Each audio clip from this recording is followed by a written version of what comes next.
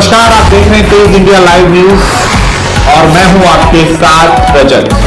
आइए दिखाते हैं दिन भर की कुछ खास छोटी और बड़ी खबरें। आपको बता दें खबर जनपद बिजनौर से, जहां बिजनौर में गुलदार ने एक वन अधिकारी सहित 3 लोगों को किया घायल। खुलेआम आसमान के नीचे वन विभाग की टीम का गुलदार से हुआ आमना सामना। गेहूं के खेत में ग्रामीणों की मदद से वन विभाग की टीम ने बामुश्किल गुलदार का किया रेस्क्यू। बता दें गुलदार ने एक वन अधिकारी सहित 3 ग्रामीणों को किया जख्मी। घंटों चले रेस्क्यू ऑपरेशन में बामुश्किल वन विभाग की टीम ने गुलदार को पिंजरे में किया कैद। थाना कोतवाली देहात क्षेत्र के गाँव गढ़ीबांध क्षेत्र की घटना। बिजनौर से हमारे संवाददाता गुड्डू भारती की देखी खास रिपोर्ट।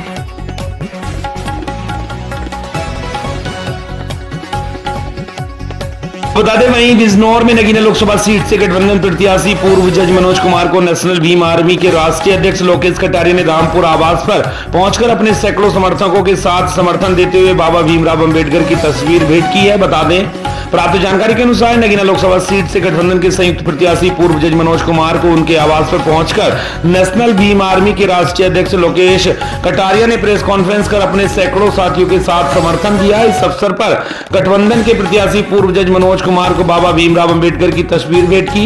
मीडिया से बातचीत करते हुए नेशनल भीम आर्मी के राष्ट्रीय अध्यक्ष चंद्रशेखर रावण पर गंभीर आरोप लगाते हुए दलितों की लाश का सौदा करने वाला बताया है। दलित छात्रों का भविष्य गर्त में धकेलने कर उनसे लाखों रुपए हड़पने और भाजपा का एजेंट होने तक की बात कही है। इतना ही नहीं, चंद्रशेखर आजाद पर आरोप की बौछार करते हुए नेशनल भीम आर्मी के राष्ट्रीय अध्यक्ष ने कहा, चंद्रशेखर रावण का परिवार भाजपा से पुराने संबंध है। जनता इनकी मंशा को जान गई है। अगर यह दलित के नेता होते तो सहारनपुर छोड़कर बिजनौर नगीना में आकर चुनाव ना लड़ते। उन्होंने कहा कि नगीना की जनता ऐसे दगाबाज व्यक्ति को जमानत जब्त कर सबक सिखाएगी। उन्होंने गठबंधन के प्रत्याशी पूर्व जज मनोज कुमार को नगीना लोकसभा की जनता से वोट देने की अपील की है और बताया नेशनल भीम आर्मी नगीना लोकसभा क्षेत्र में गठबंधन के प्रत्याशी पूर्व जज मनोज कुमार को चुनाव में समर्थन देती है। बिजनौर से संवाददाता गुड्डू भारती की देखी खास रिपोर्ट।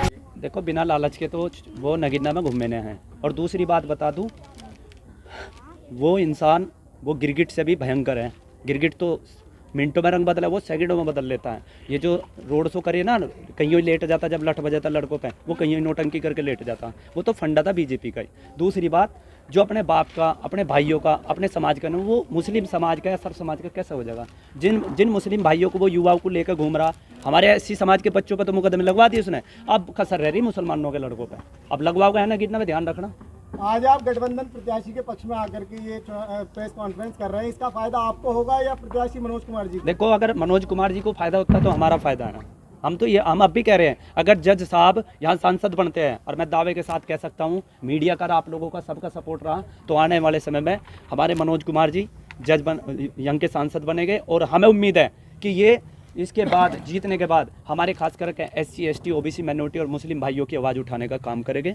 और पूरे जिले के अंदर जो ये खड्डे का रखे ना, यह लंबे लंबे, जो सांसद था गिरीश चंद्र वर्मा, जो झांका भी नहीं, मैं खुद नगीना में गया घूमने के दिन दौरा करने। तो कटारिया जी, आप ये बताइए मनोज कुमार जी को आप अपना समर्थन देने आए हैं, इसके अलावा आपको कोई ड्राफ्ट, कोई प्रपोजल लेके यहाँ नगीना के लिए कोई आप कुछ चीज़ें ऐसी भी लेकर के आए हैं क्या, जो मतलब नगीना को लेकर के ये चीज़ें अगर रखी जाए सामने, कुछ इस तरीके का प्रस्ताव भी है आप लेकर के आए? देखो, प्रस्ताव कुछ नहीं, हमारा तो यही निवेदन है इनसे कि जीतने के बाद मनोज कुमार जी, पूर्व ADG साहब, ईमानदारी से हमारे समाज के, खासकर मैं SC समाज की कह रहा, भाई SC समाज से हूँ, हमें भूल मत जाना, हम लोगों की आवाज़ उठाते हैं।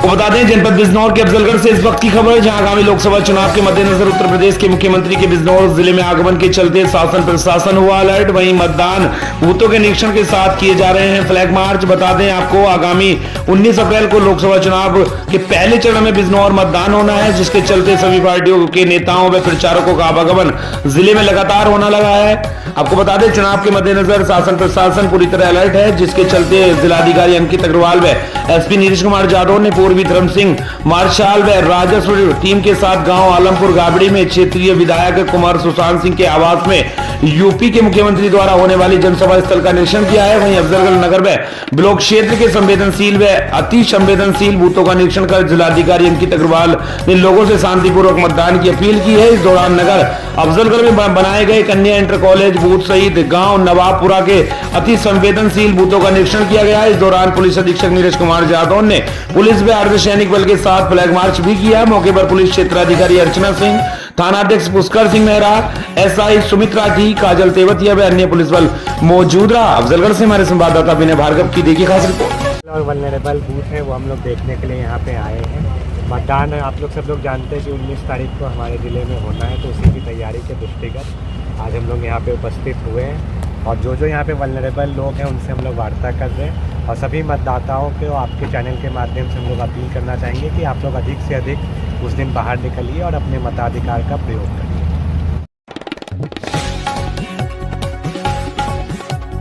बता दें खबर जनपद मेरठ के बहसुमा से, जहां ईदगाह और मस्जिदों में शांतिपूर्ण ढंग से अदा की गई ईद की नमाज, मांगी अमन और चैन की दुआ। सुरक्षा के लिए पुलिस फोर्स थी तैनात। बता दें बृहस्पतिवार को ईद का त्योहार हर्षोल्लास के साथ मनाया गया। ईद उल फितर के त्योहार को लेकर प्रशासन भी पूरी तरह मुस्तैद रहा। बहसुमा कस्बे व रामराज में स्थित ईदगाह पर अमन और शांति के साथ ईद की नमाज अदा की गई। थाना प्रभारी निरीक्षक ने ईदगाह पहुंचकर मुस्लिम भाइयों को ईद की मुबारकबाद दी।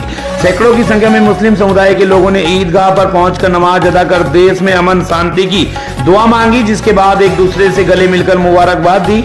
वहीं ईदगाह में मुफ्ती ने हजारों मुसलमानों को ईद की नमाज पढ़ाई। इस मौके पर पुलिस प्रशासन द्वारा कड़ी सुरक्षा व्यवस्था की गई थी। वहीं सैफपुर फिरोजपुर ग्राम प्रधानपति जितेंद्र कुमार व जाटव समाज के लोगों ने ईदगाह से नमाज पढ़कर आ रहे मुस्लिम समाज के लोगों को मीठा शरबत पिलाकर ईद की मुबारकबाद दी। थाना प्रभारी निरीक्षक संतोष कुमार ने बताया कि सुरक्षा के व्यापक इंतजाम किए गए हैं। स्थानीय पुलिस के जवान चप्पे चप्पे पर तैनात हैं, जिसके किसी भी प्रकार की कोई समस्या न खड़ी हो पाए। प्रेम तथा सौहार्दपूर्ण वातावरण में ईद का त्योहार मनाया जाए।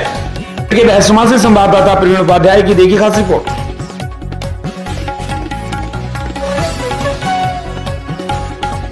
बता दें खबर जनपद बरेली से, जहां बरेली तहसील प्रशासन की लापरवाही से हो सकती है पूर्व जैसी बड़ी घटना। बता दें बरेली तहसील फरीदपुर प्रशासन द्वारा कई वर्षों पूर्व नीलामी प्रक्रिया पूर्ण किए जाने की घोर लापरवाही उजागर हो रही है। ऐसी ही लापरवाही के चलते कुछ माह पूर्व तहसील फरीदपुर के ग्राम गोविंदपुर में घटना हुई थी, जिसमें बड़ा रूप ले लिया था, जिसमें कई जानें चली गई थी और कई लोग घायल हुए थे। ठीक ऐसा ही मामला फरीदपुर की ग्राम पंचायत नवदिया कल्याणपुर का सामने आया है, जहां बरसों से तहसील प्रशासन की लापरवाही के चलते ग्राम पंचायत की सरकारी जमीन पर खड़ी गेहूं की फसल व यूकेलिप्टस की नीलामी प्रक्रिया पूर्ण करने की बजाय फरीदपुर तहसील प्रशासन द्वारा ठंडे बस्ते में डाल दिया गया है, जिसका फायदा गांव के ही दबंग धूम सिंह व जगदीश पुत्र राम भरोसे द्वारा गांव की सरकारी जमीन पर अवैध रूप से कब्जा कर फसलों को काटा चला जा रहा है, जिसकी शिकायत ग्राम प्रधान जावित्री देवी द्वारा 6 अप्रैल 2024 को एसडीएम फरीदपुर व तहसीलदार फरीदपुर दुष्यंत प्रताप को की शिकायती पत्र देकर सारी घटना का हाल बताया गया और संज्ञान में लेते हुए तहसील फरीदपुर द्वारा हल्का लेखपाल सोएब खान व कानून को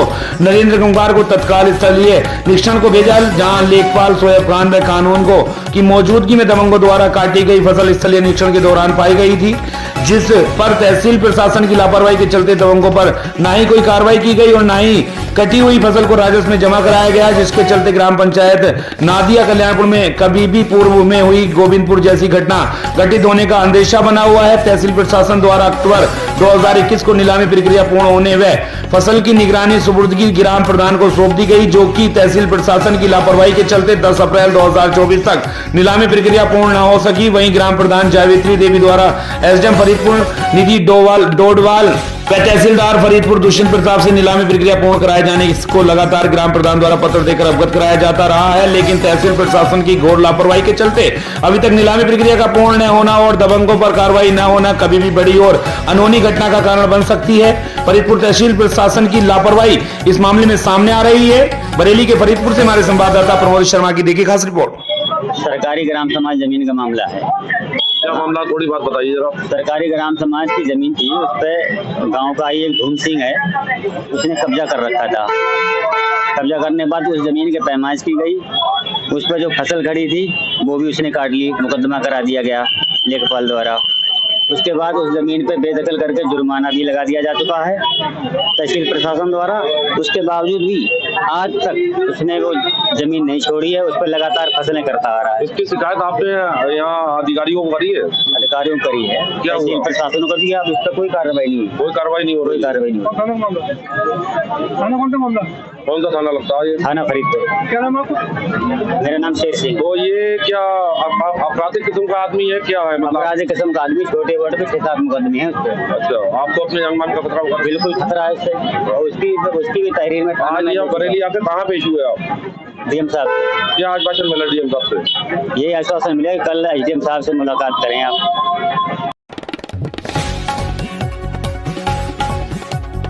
आपको बता दें खबर जनपद कुशीनगर से, जहां कुशीनगर के खड्डा थाना क्षेत्र की ग्राम सभा कोहर गड्डी में गुरुवार की देर शाम चूल्हे की आग से 5 रिहायशी झोपड़ियां और कुछ गुमटी की दुकानें जलकर राख हो गई।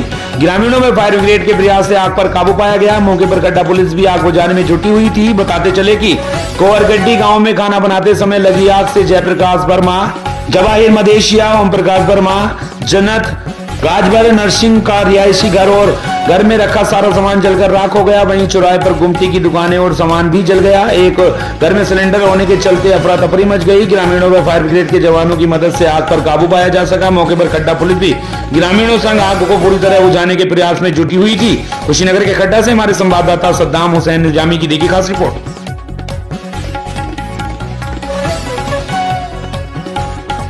बता दें खबर जनपद चंदौली से, जहां नकली नोटों का एक सौदागर चढ़ा चंदौली पुलिस के हत्थे। देश की अर्थव्यवस्था को नकली नोटों से लगा रहे थे चपत। आपको बता दें चंदौली जनपद के दानापुर पुलिस को मिली बड़ी सफलता।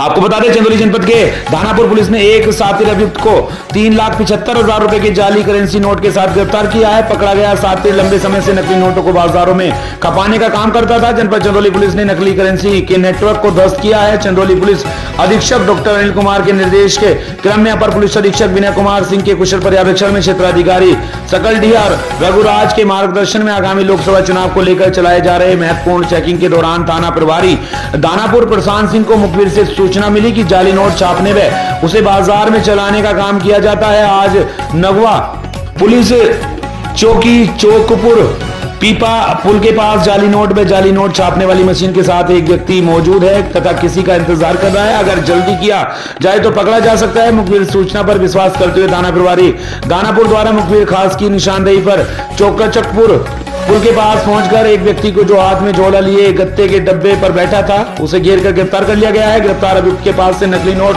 छापने वाली प्रिंटर मशीन, पेपर इंक तथा 3,75,000 रुपए जाली भारतीय मुद्रा करेंसी बरामद की गई है। गिरफ्तार अभियुक्त के विरुद्ध अभियोग पंजीकृत कर आवश्यक विधि कार्रवाई की जा रही है। चंदौली से हमारे संवाददाता अमरीश कुमार की देखी खास रिपोर्ट। दिनांक 3 फरवरी 2024 को स्वाट सर्विलांस टीम के प्रभारी और थानाध्यक्ष दानापुर द्वारा 2 शातिर अभियुक्त अमरीश पाठक और अरविंद यादव गिरफ्तार किया गया था और इनके कब्जे से कुल 1,18,100 रुपये की फेक करेंसी बरामद की गई थी। उस समय दोनों अभियुक्तों को गिरफ्तार करते हुए सुसंगत धाराओं में अभियोग पंजीकृत किया गया था। अभियुक्तों ने पूछताछ पे यह बताया था गोपाल पांडे और गोकुल पांडे, ये दोनों सगे भाई हैं, रोहतास बिहार के रहने वाले। ये लोग अपने प्रिंटर से स्कैन और प्रिंट करके फेक करेंसी बनाते हैं 100 रुपये 500 रुपये की, और ये मार्केट में 1 लाख रुपए की फेक करेंसी 20 से 25,000 रुपये असली करेंसी के नाम पे, असली करेंसी के बदले एक्सचेंज करके देते हैं। और ये लोग उस फेक करेंसी को मार्केट में पेट्रोल पंप पे, सब्जी की दुकानों पे, शाम के समय रात में उसको मुद्रा के रूप में इस्तेमाल करके चलन में लाते हैं। उसी समय से इन दोनों अभियुक्तों की गिरफ्तारी के लिए सीओ सकलिया के नेतृत्व में टीमें प्रयास कर रही थी। कल प्रभारी स्वाट और सर्विलांस टीम के और एसओ दानापुर के नेतृत्व में जो अभियुक्त गोपाल पांडे अपने प्रिंटिंग उपकरण से नोटों को स्कैन करके और प्रिंट करके जाली करेंसी बनाता था, उसको उसके उपकरणों के साथ गिरफ्तार किया गया है और उसके कब्जे से 100 रुपये और 500 रुपये के कुल 3,75,000 रुपये फेक करेंसी बरामद की गई है।